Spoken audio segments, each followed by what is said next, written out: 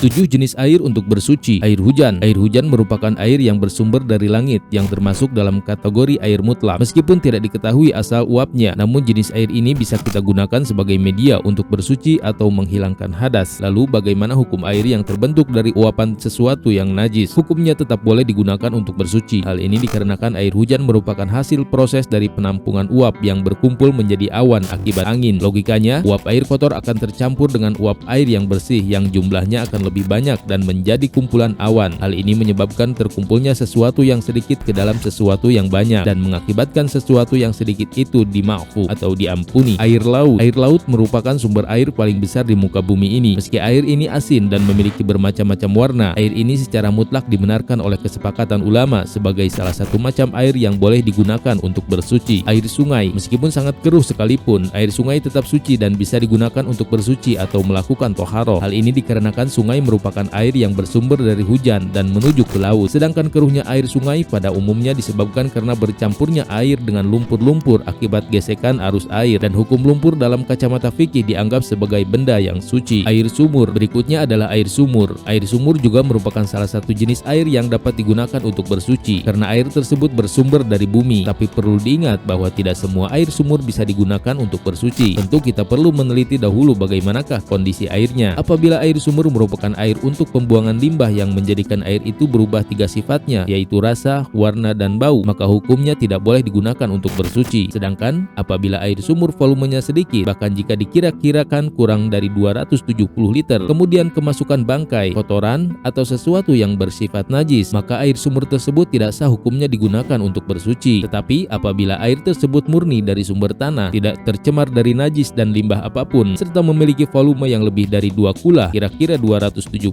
liter, maka hukumnya boleh digunakan. Sumber air atau mata air. Mata air adalah jenis air paling mutlak yang bisa digunakan untuk bersuci karena air ini adalah generasi pertama dari semua air yang bersumber dari bumi. Sumber air atau mata air adalah air yang terjamin kejernihan dan kesuciannya karena air ini sangat jarang dijamah oleh makhluk hidup. Air salju. Salju atau es merupakan salah satu air yang bersumber dari langit. Mungkin bagi kita yang berada di negara tropis, bersuci menggunakan air es merupakan satu hal yang kurang wajar. Tetapi untuk sebagian orang yang tinggal di daerah yang memiliki banyak sekali volume es, seperti di daerah-daerah kutub misalnya, maka proses bersuci menggunakan air es sah-sah saja. Tetapi perlu diingat, diperbolehkannya menggunakan air es atau salju itu apabila tidak membahayakan tubuh. Tetapi jika dapat membahayakan, seperti saat sakit panas misalnya, atau ketika sedang sakit yang menuntut tidak diperbolehkannya menyentuh sesuatu yang sifatnya dingin, maka hukumnya makruh. Lebih baik ditinggalkan karena dapat membahayakan tubuh kita, dan jika dapat membahayakan nyawa, maka hukumnya jadi haram. Air embun. Dan yang terakhir adalah air embun. Embun biasa kita temukan ketika subuh menjelang pagi sebelum matahari terbit. Asal mula embun adalah dari uap udara yang lembab. Embun juga salah satu jenis air yang boleh digunakan untuk bersuci. Lalu bagaimana cara bersuci menggunakan air embun? Caranya adalah sebagaimana tata cara bersuci pada umumnya. Ketika ada bagian tubuh yang wajib diusap, seperti mengusap wajah dalam wudu misalnya, maka cukuplah diusap dengan embun. Tetapi ketika ada bagian tubuh yang wajib dibasuh, seperti membasuh tangan dalam wudu misalnya, maka mau tidak mau embun tersebut harus ditimbun terlebih dulu sehingga dapat mencukupi proses pembasuhan.